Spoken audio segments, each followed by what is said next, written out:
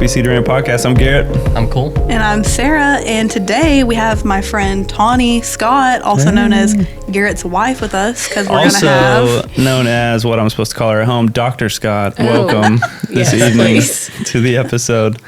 Glad to have you. But we're going to start with first take. Wait, first of all, the topic is... Friends. We're moving into our Friends and Family series. And so tonight we're talking friends, hence the friends sitting on the couch together tonight, so conveniently. So, glad to have this. Should be fun. Should be a lot of bloopers and outtakes you guys don't see. So here we go. First takes. The topic is friends. What is the best Friends, the sitcom, episode? There are two clear winners, and I feel like it's the one where Ross can't get the leather pants on, and he's in the bathroom, and he's putting the powder on, and the whole thing. And also the one where they all turn 30. I know, it really resonates. Right? Also, the one where Ross has the bad spray tan. Because it's really relatable. I got a bad spray tan this last summer, and it was the trenches. I do remember I literally you texted me saying... I texted Tonnie for an SOS, and I had spray tan remover, just doing all I could to remove that spray tan from my hands. That's because that spray tan, the machine was broken and it sprayed me twice. Listen, our boys are that was tough. Colorblind. And so there have been occasions where I've come home after a spray tan and they were like, "Why do you have all that green on you?" And I'm like, cool. Yeah, I didn't know how to spray tans work, so she informed me that it wears in or whatever. It's jarring at first. Right? I mean, fair. Yeah. Hopefully. Anyways, Ross with the spray tan. Yeah, definitely. Relevant to myself. Or the one where Chandler can't smile. Doesn't know how to smile. Yes, that's a good one too. Yeah, they went to take pictures Santa Monica, and he did the big cheese. It's a toddler smile. Yeah. Anyway. Circles back. All right. Very nice. Best movie, moving into the movie sphere, highlighting friendship. I do like Mean Girls. Mean Girls. It's a good one. The age will tell. Sandlot. I mentioned that earlier. I thought of it earlier. Sandlot's awesome. A lot of friendship going on there. There's probably quite a few animated movies. I was trying to think of that right now. I'm going to say Toy Story. Oh, wow. That's a good one. Buzz and Woody, bro. Sure. That's a love story right there. Epic. Friendship love. Oh, yeah. Gets me every time. Yeah. What did you say? Gary's Andy on the boot analogy gets me.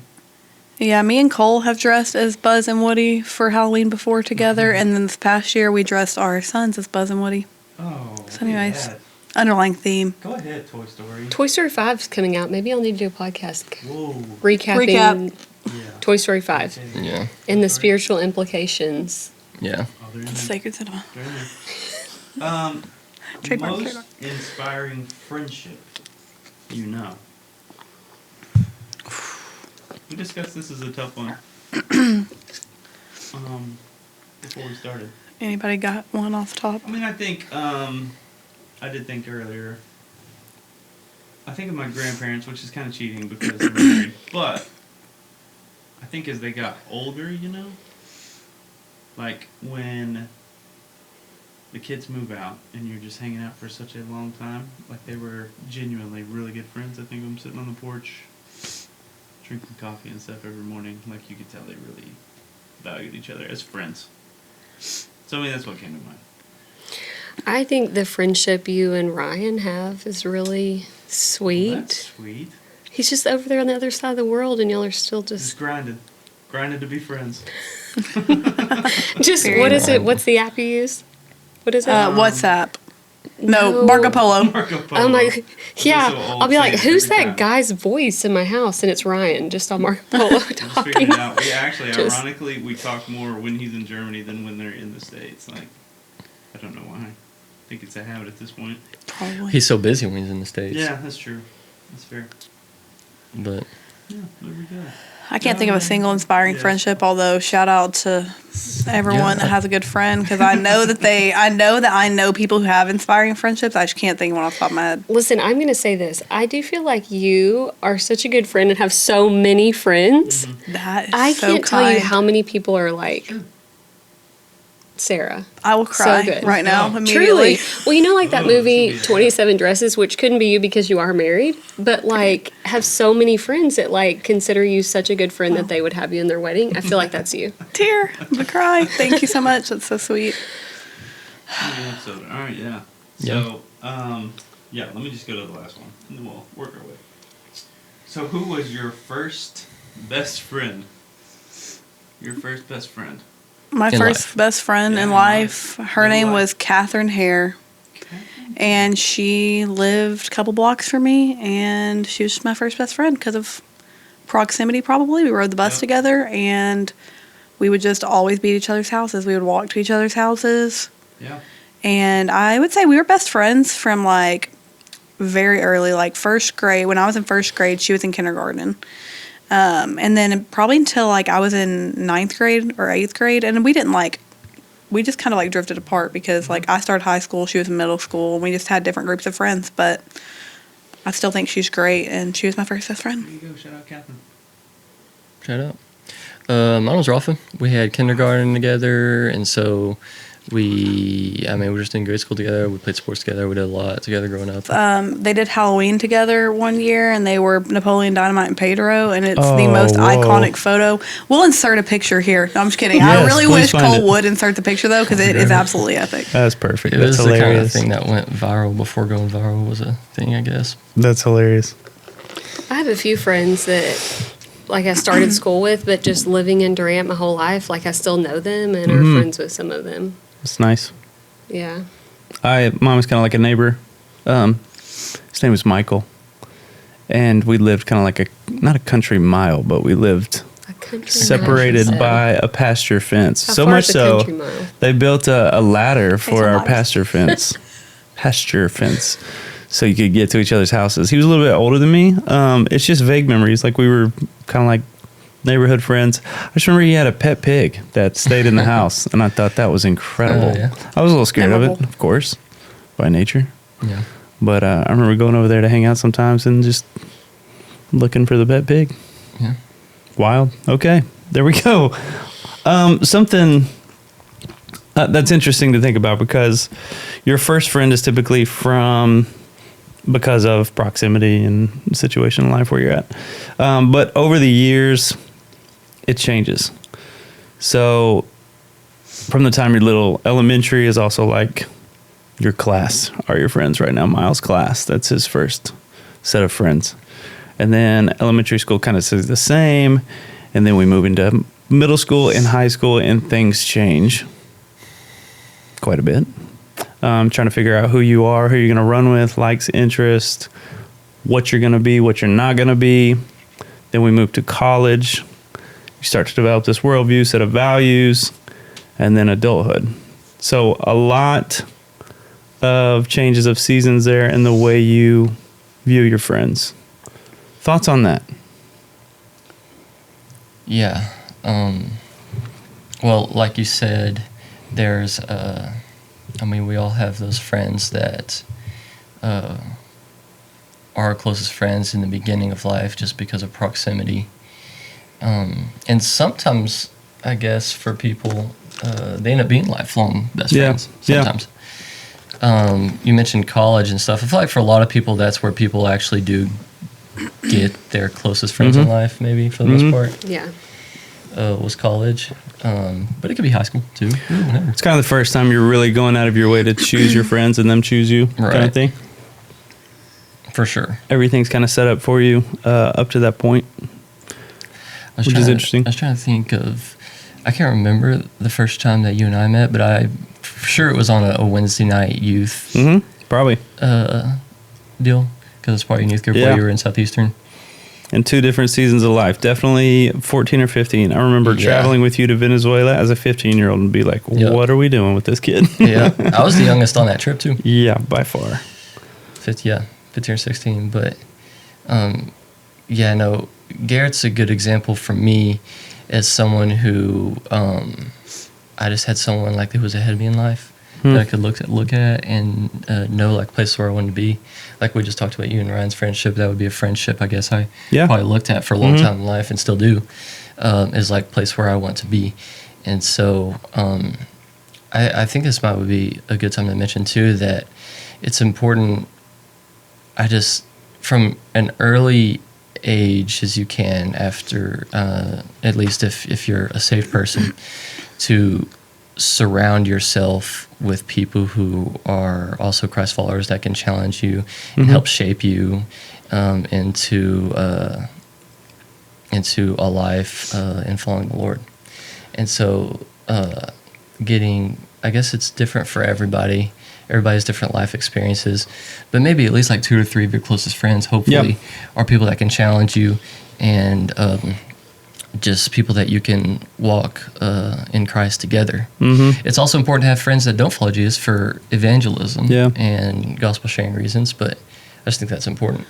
I was literally just thinking about how that it also depends, like what your friendships look like at what stage of your life depends on, like, if you're following the Lord or not. Like, I mean, I think the big shift of my friendships, I mean, I wasn't saved in high school, so I think that makes a huge difference. Like, I think that, I mean, one of Cole's best friends, he's been friends with since high school, and they're still friends. And I think a lot of that is because, like, obviously of the Lord, but, like, nobody I was friends with, like, it's just basically, like, whenever I got to college, this happens for a lot of people, but I, like, really figured out what I believed, and that informed a lot of my decision-making, and just a lot of my friendships going forward.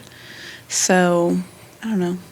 Yeah, it's pretty clear we are designed for not just community, and we've touched on that before, but for friendship specifically. So, a step past that, intimacy, which is not like a romantic intimacy, but like being known and having someone that you know well. I think that's what we desire. In youth, I used to explain that a lot to our students, that we want to be known and we want to know. And so ultimately we get that in our relationship with Christ, that God fully knows us completely and we desire to know him. But we are wired, I think, for friendship in that way.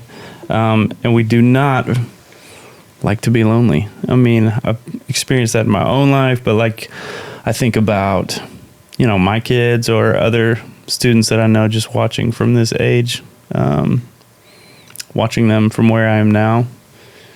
Loneliness and friends are a huge deal, and that's not a surprise. That's the way God intended. Well, I did think about that when we're talking about the stages of friendships. I thought about our kids and how important it is to try to put them in situations where they're around, you know, kids that are going to pour good things into their life. Like you said, Cole, not all of their friends obviously will be Christians, but I'm so grateful that they have such a close group of friends that do go to our church, that they do have the same beliefs that we do. I think our church does a really good job with the kids, youth, college, missions, all that, of really connecting people. Well, like Cole, like you were saying, how you guys met. I mean, that was through our church. I feel like that's how we got to know you guys. And our boys have, even the little boys, the little 3-year-olds, they have such a good little group of friends here that go to our church. And I'm just so grateful for it, because it really does set you up to, it creates that like home base, you know, that school, you know, that's kind of like your mission field, and then you have your home base of friends here. Yeah. And church is a great place to find friends. For sure. Definitely, yeah. I also think that, like, shout out church. The like to be loved is to be known type of thing. Like, I feel like in adulthood, I don't know, I'm just riffing at this point, so y'all can let me know what y'all think, but go crazy. I think that, like, in adulthood, or like once you really know who you are, and you feel more informed about who you are as a person, which I was just talking to a friend earlier today about how, like, I didn't know who I was for a long time. A lot of that was like my identity in Christ and just generally not knowing who I was or like, I really don't know how to express it, but y'all know what I'm talking about if you're an adult, I feel like. But it took me a long time to figure out who I was, and I feel like once you know yourself, it's easier for other people to truly know you. Mm-hmm. So like, I feel like my adult relationships are just deeper on a level that is hard to explain. Part of that's because of Christ, and like I just feel like you can have deeper relationships that way. Yeah. And then part of that is just because like I know myself so much more, so I'm able to let people in, and I don't know how to really explain that, but I feel like it's just a different level of like being known and loved by people. Yeah, there's definitely a struggle trying to figure out who you are, create your own identity, and then obviously friends come along with that because you're choosing the people that you feel like align with, like, this is who I'm going to be or whatever. Mm-hmm. But I definitely feel like my adult friendships are the friendships where I'm the most myself. Mm-hmm. Yeah. Me too. There's a safety there. It's really freeing, honestly. Truly. There's a trust there, a safety with like them knowing who you are. But tell me what you think of this. In preparing for this, there just happened to be a sermon I listened to of Matt Chandler, Village Church, recently. You can check it out. It was a couple weeks ago. But he quoted the U.S. Surgeon General Advisory of the Epidemic of Loneliness and Isolation. This is as of 2023. But this epidemic of loneliness and isolation is so severe, they've decided, that perpetual loneliness was having the biological effect of smoking 15 cigarettes a day. What are your thoughts on this? Yeah, I think part of being made in God's image is that we're wired for connection and relationships. And when we don't do that, then that's the result. To think biologically, though, that affects our bodies. It is hard for me as an extrovert to think about that, because I'm like, duh, obviously. Like, you know what I'm saying? Like, it just feels like duh, because, like, I yearn to be connected to people so badly. But I'm wondering from the introverts in the room, what are your thoughts on that? She looked at all three of us. That's do you know what I'm saying? Wait, all three of us introverts? Do you know what? Yeah. Are you all three introverts, yes or no?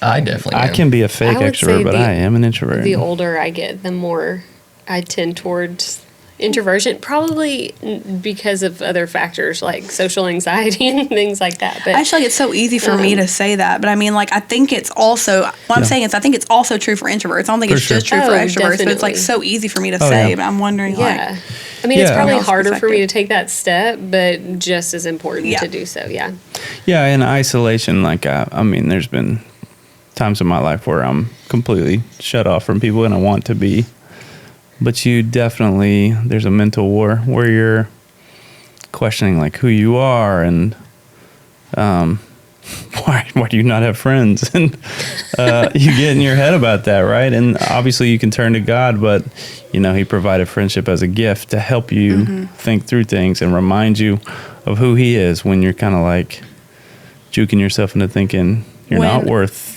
I was a recruiter. I used to spend a ton of time in the car by myself. Like, like during travel season, I would just be like hours and hours and hours in the car by myself. And I would leave early to like go. I would come home really late. And I would generally spend most of my time alone during that time. And I would get so weird. Yeah.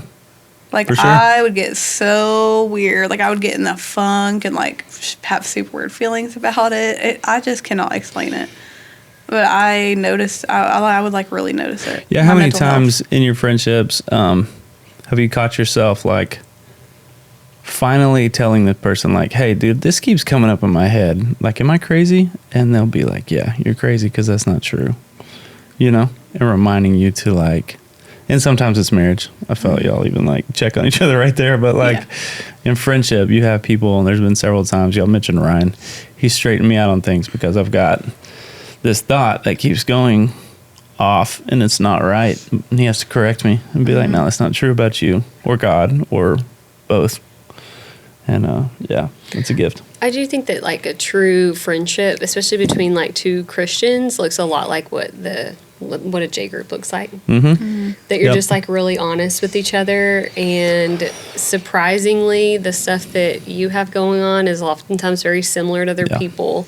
And it's just so like freeing and nice to be able to share that in like a non-judgmental space. And that's part of the purpose of J groups, and I feel like that really carries over to friendship also. That I see that a lot in my friends. Yeah, you get feeling like, I'm so weird, I am so crazy. And then when you actually open up to people, you're like, oh. Everyone's like, yeah, oh yeah, same. Like that happens in our J group all the time. One of us will say something like just totally unhinged. And then everyone's like, well, you think it is. And then you say it, and then all four of us are like, oh yeah, that same. And you're like, okay, so maybe it's not so crazy after all. Maybe it's just the human experience, but we wouldn't know that unless you open up to your friends. Yeah. And that's the thing about J groups, it kind of like not forces you to, but it like sets up the platform that like, okay, we're all going to do the thing.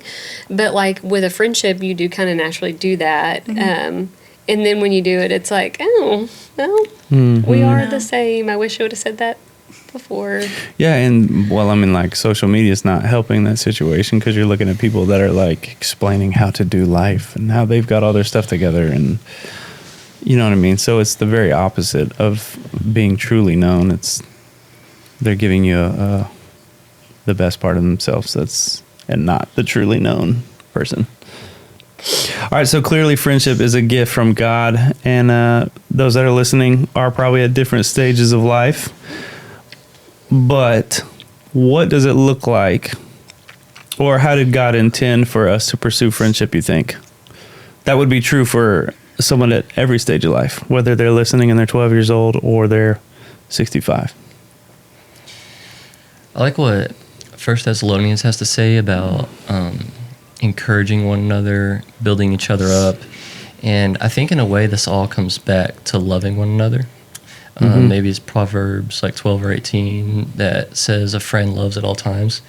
And I just think that's like a beautiful picture of the gospel.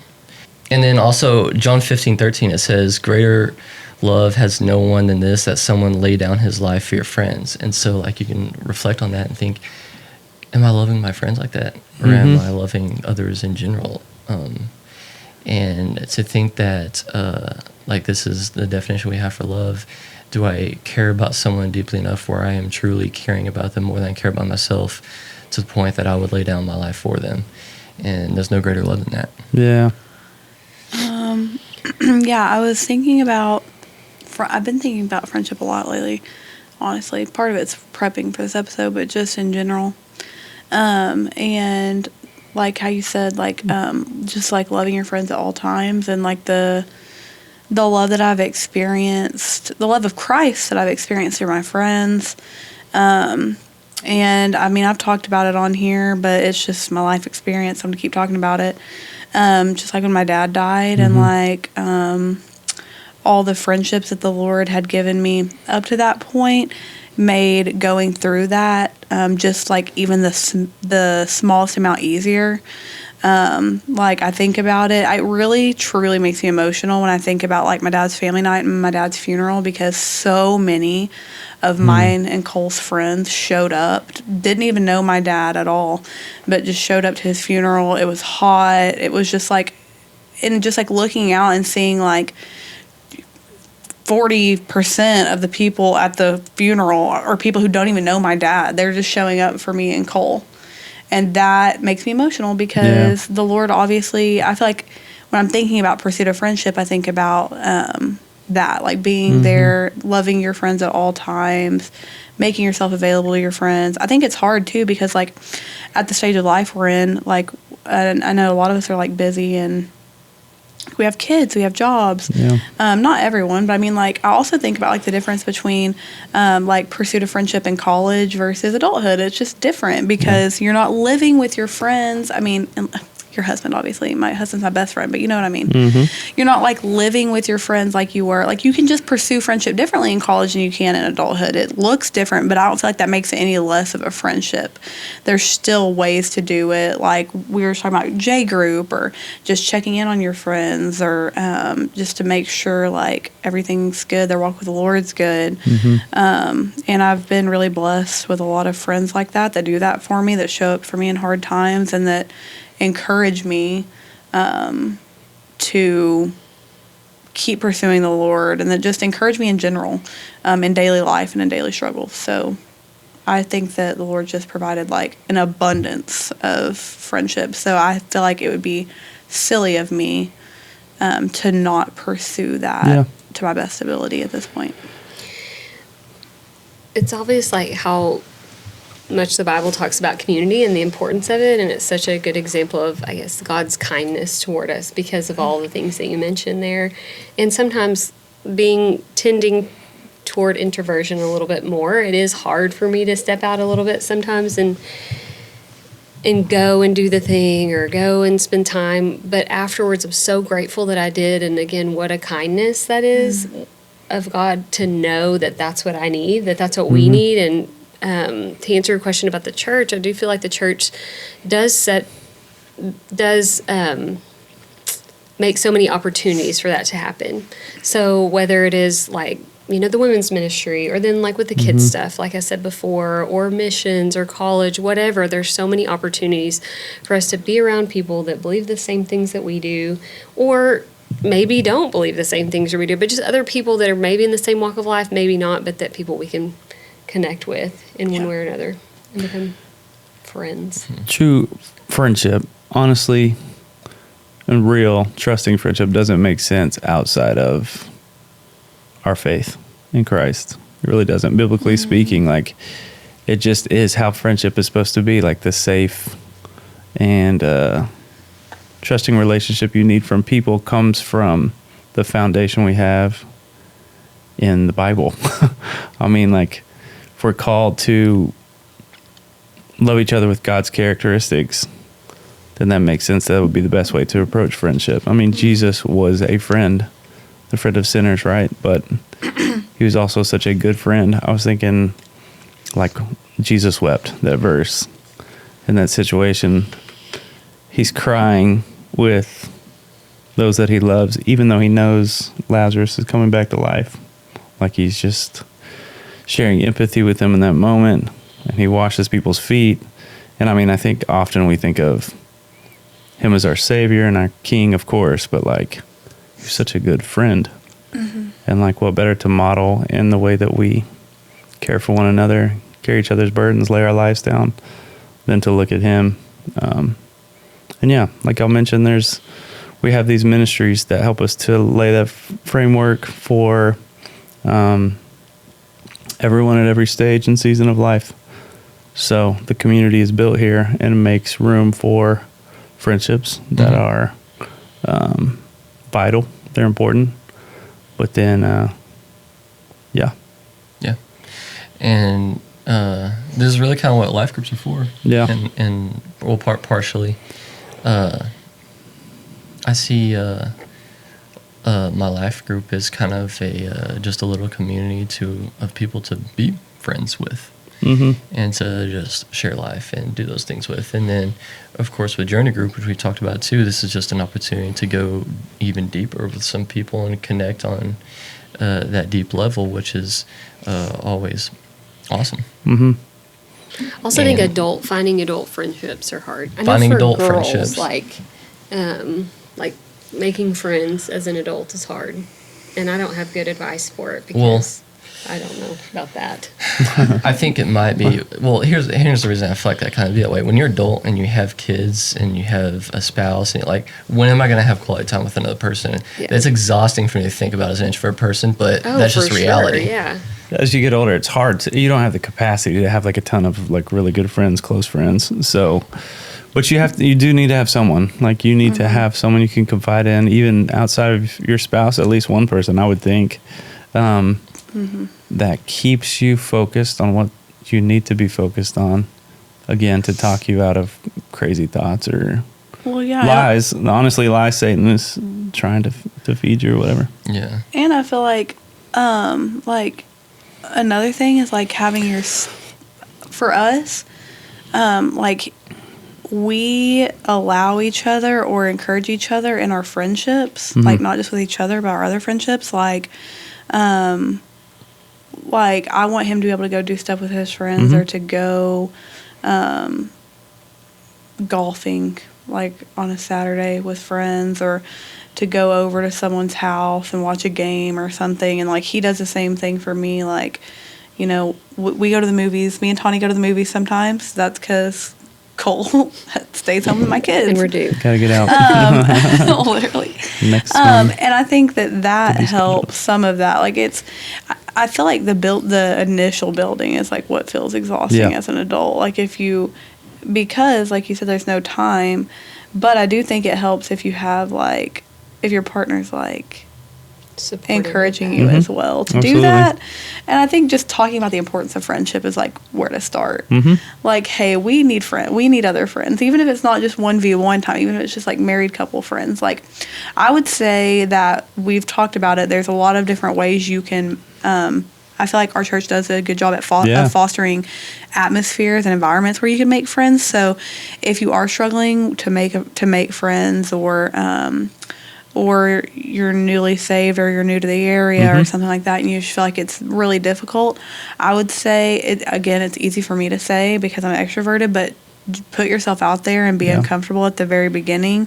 That way you can have those relationships going forward, and you don't have to have 15 friendships. Right. You can just have a couple of friendships, and that's like what you were saying, like your spouse, and then just a couple of other people to share your life with and bounce ideas off of, and who can talk to you about, maybe when you aren't making the great decision, or encourage you when you are. Like, I mean, I feel like it's always good to have someone besides your spouse to do those things as well. So I don't know, just make yourself uncomfortable. Absolutely. At the beginning, I feel like it's worth the investment. It is. Absolutely. Definitely. Remember how the boys, they used to think your name was Colin? Colin Sarah. Go back to Cole and Sarah. Lawson called Cole Colin, and I never wanted him to stop. And then when he stopped calling Cole Colin, it was actually devastating. Just the evolution of our friendship. We're just like a teeny tiny bit older than you guys. I know. Well, and so y'all were babysitting for us. Yep. I was about to say that. That is kind of cool. I did want to mention that about our friendship because it's the reason we are doing the four of us. I mean, Cole's been friends with Garret for a long time. I'm not going to speculate on years, but almost 20. Oh my gosh, that's crazy. A long time. So much friendship. There's so many friendship webs because Ryan is the reason I'm best friends with my best friend. We met through Ryan. Ryan's also the reason me and Cole are together, arguably, part of it at least. So like the friendship web, shout out to Ryan McMillan on the friendship pod. And then because Cole and Garret were friends, we started babysitting y'all's kids. And then I think it's cool how that really was, I mean, which I have similar relationships with college girls, but it like turned it from like being that to like being an actual friendship. And I think that's really cool. And it speaks to like our relationships with the Lord, I feel like, and the church, and just like the community building, the growth of our friendship over time and into adulthood, which obviously we have kids the same age. I think that like makes a little bit of a difference, but like just in general, well, even though our older kids like just love hanging out with you guys, like it's like a treat for them, and that's not true of everybody. What I mean. Other adults, they're always like, they're not like excited sometimes. When anybody comes, but when you guys come, they're excited. I feel like it's been a really like a special thing and like a long time in the making. So Also, like this reminds me of, this makes me think about the like the coolness, I guess, of longevity in friendships. Yeah. Like to be able to look at a close friend and be like, remember in 2010 and blah blah blah blah blah this happened. Yeah. Or I feel like there's a level of like closeness you can have with a friend if you're just like, dude, I know what your parents' back porch looks like. Right. There's like so much like memories and nostalgia that comes from that kind of thing. So Garret had to step out to go to band practice this evening, so we're going to finish this episode up, just us three. But just on the topic of friendship, I want to reference an episode we did. I think it was episode 25 with Jace Williamson. Maybe about 3/4 of the way through this episode, he speaks kind of on this topic. And he says a lot of really well-articulated things. And so I definitely recommend going to watch that episode. But to bring this back to a little bit of our mission and vision here at this church, where we have life group and discipleship being areas where you can develop these really good friendships and relationships with people. I think about the people in my life group as being people that it is more of a God-ordained area for me to be friends with these people. So maybe I share a lot of like-minded things with these people. Maybe I don't. Maybe we just connect on faith. But I have a lot of good friends in my life where we do just connect on faith, and that's enough sometimes. But I also have a lot of friends where we connect on a lot of other things, and those are great too. And I think there's room for both. But sometimes whenever there just comes in a time in your life where you might see someone as a person where you see it for gospel impactful reasons to be friends with them just for the sake of the gospel. And maybe they're hard to be friends with, maybe they're not. But there's always, kind of back to the scripture we talked about earlier, there's always a love that comes into play. Like we can always love on people, and we can always share life and just live life how Jesus did, and think about the things Jesus did when he was on earth, and constantly just showing love to people. Yeah, I think at the end of the day that we're all human, and we're all broken by sin. The world's broken by sin, and so I do think that relationships can be challenging sometimes, whether that's on your end or the other person's end. It doesn't matter really, but I do think there's just a lot to say for loving people. And of course, we know we're not meant to be best friends with everybody, but just showing people the grace and love of Christ, regardless of the situation, I think is just a good way to live. And obviously, there's a ton of nuance to friendships and relationships as you get older, different stages of life. There's always going to be nuance to it. So I think that the way we navigate those things changes. But I think at the forefront of all of that should always be the love of the Lord. For sure. And I think about a situation that happened that we can read about in Acts, where Paul and Barnabas were set to go on a missionary journey, and they had a disagreement. And the Bible calls this a sharp disagreement, actually. And sometimes in life, that might happen with your friends. You might have a sharp disagreement with your friends.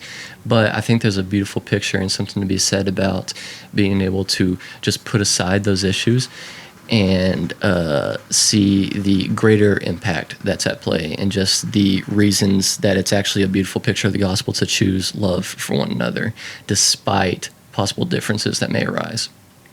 Like over time, you do have friendships that, fizzle, or that they're not what you hope that they would be or what they were at that time. And that kind of speaks to what I guess we were talking about earlier, where, you're friends with certain people at certain times of your life because you have certain things in common, and then maybe later on in life you don't have the same things in common. And so for that reason or whatever reason,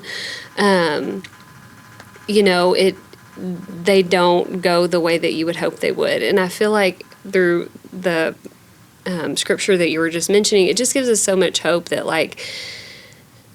that those friendships are worth it, to sometimes to do the hard thing and to be friends with somebody that might be hard to be friends with, or that friendship that might be hard for you to, be in that relationship with that person, that can be worth it for the good of the gospel. And I think that's it. Yeah, and the ending of friendships, or and growing apart from people and different things like that. I also think that all of that is still valuable because it's part of your story, and I don't necessarily think there's anything inherently bad about that, about growing apart or anything like that. I feel like we were just talking about our childhood best friends. Like, I'm not best friends with my childhood best friend anymore, but like I still like wish the best for her. And like, I think that the Lord uses all your relationships in different ways, and I think that in a God honoring way, even if you aren't really close to someone anymore, like you still love them and hope for the best for them. I should say pray for the best for really anybody who I've had a friendship with over my life. And that's obviously easier to say than it is to do, but I think that's the strength that comes from the Lord to be able to just like we've been saying the whole time, it's just like loving other people the way that Christ loved you, basically. Mm-hmm. If like I could encounter like a situation in life where that might be the case, I don't even necessarily know that I like to use the words like this friendship ended. Like maybe we don't spend as much time together for whatever reason or something. Like I like to believe like I'm always going to choose love with this person, and I'm going to choose to still rock with them. Yeah. It's interesting to hear that it happens with guys too, because I feel like as a girl and just being friends with girls, like you hear about that happening with friendships with girls a lot, like growing out of a friendship, or we used to be friends and now we're not. And it is something that's really hard, and something that over the years, I and I know other people have spent a lot of time thinking about and worrying about. And but that, like you said, that some things are for a season, and that's what God intended, and sometimes it's not. Sometimes you're supposed to love them through the hard part and continue in whatever manner you can that would be beneficial. Yeah.